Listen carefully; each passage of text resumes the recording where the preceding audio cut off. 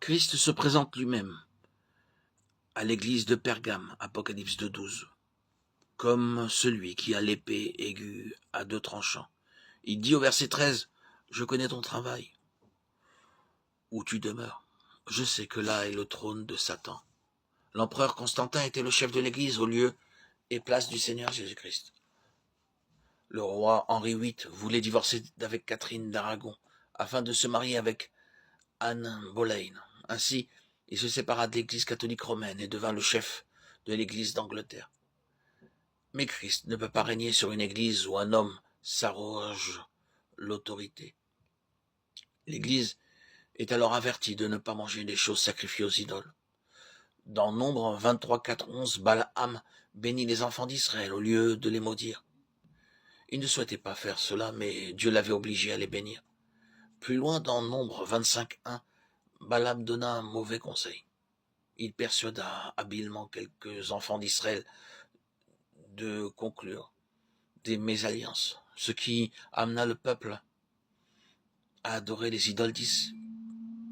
Et Israël se joignit à Baal-Péor. Nous pouvons qualifier la doctrine de Balaam, doctrine des mésalliances, c'est-à-dire des croyants mariés à des incroyants. Dans 2 Corinthiens 6, 14, 18, nous lisons pourquoi l'alliance avec des incroyants est nuisible. C'est un faux argument de dire « je suis ami avec cette personne » afin de pouvoir la convaincre. C'est une arme puissante du diable pour nous entraîner dans la cécité spirituelle. Un croyant et un incroyant peuvent-ils s'associer pour un travail? Amos 3.3 donne la réponse. Deux hommes marchent-ils ensemble sans s'être concertés? Cette église avait aussi parmi ses membres des gens attachés à la doctrine des Nicolaïtes. Apocalypse 2.15. Le peuple adorait le prédicateur qui pouvait attirer des foules, ce que Dieu haïssait. C'est la doctrine de l'autorité conférée à l'homme dans l'église de Dieu. Les anglicans adorent même l'évêque et se prosternent devant lui.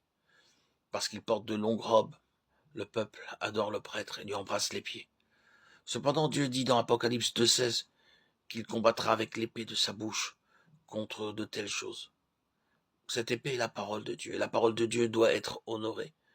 Nous devons nous prosterner, nous agenouiller dans la prière uniquement devant le Seigneur Jésus-Christ. Dans Philippiens 2.10, nous lisons que tout genou fléchira devant lui. Et dans Éphésiens 3.14, l'apôtre dit « Je fléchis les genoux devant le Père de notre Seigneur Jésus-Christ ». Dans l'église primitive, il était d'usage de s'agenouiller pour prier. L'agenouillement est une marque d'adoration. Nous voyons cela dans Actes 20.36. Lorsque l'apôtre s'agenouilla et pria avec les anciens de l'église d'Éphèse, et encore dans Actes 21.5 à Tyr, l'apôtre s'agenouilla sur le rivage avec les hommes, les femmes, les enfants, et pria. Dans Actes 7.60, Étienne s'agenouilla et pria, alors qu'on le lapidait. Dans Actes 9.40, Pierre s'agenouilla et pria devant le corps de Tabitha. Les croyants actuels s'assoient et prient, cela porte les ténèbres. Obéissez à la parole de Dieu dans votre vie privée, dans votre famille et dans votre vie d'église. On plaisante aussi souvent dans les réunions de croyants, et spécialement parmi les jeunes. Nous devons les reprendre et enseigner aux jeunes comment ils doivent honorer Dieu. Les croyants doivent être enseignés pour garder leur oreille sensible à la parole de Dieu. Apocalypse 2.17. Chaque message contient une récompense. La récompense promise est la manne cachée, la nourriture spirituelle dont nous avons besoin pour la nouvelle vie.